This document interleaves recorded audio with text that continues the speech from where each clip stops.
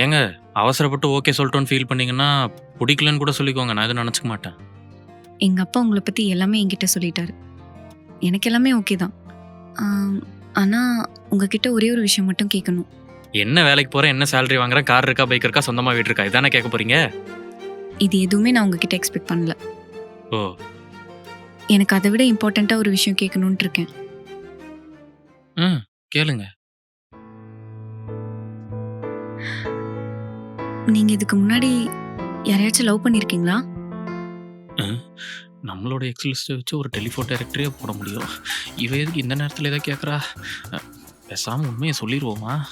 ஆ ஆ, என்ன இவ இப்படி கேட்டுட்டாலேன்னு தப்பா நினைக்காதீங்க.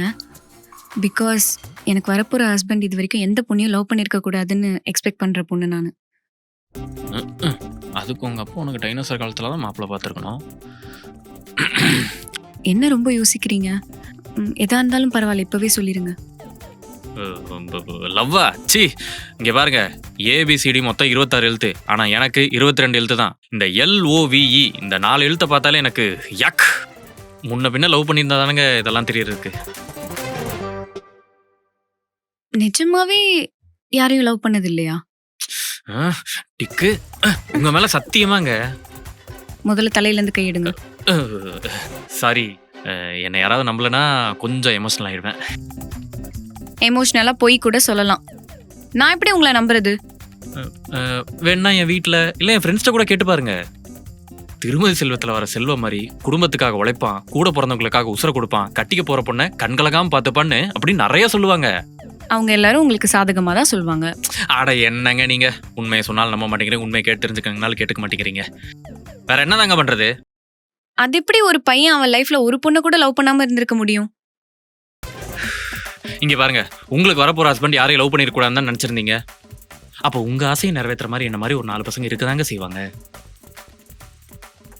நீங்க சொல்றது நம்பலானும் தோணுது, நம்ப வேண்டானும் தோணுது.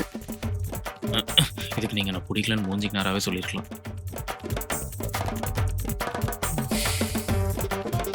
போச்சா? ஒண்ணு பண்ணலாம். உங்க போன் கொடுங்க. எதுக்கு? சும்மா கொடுங்க.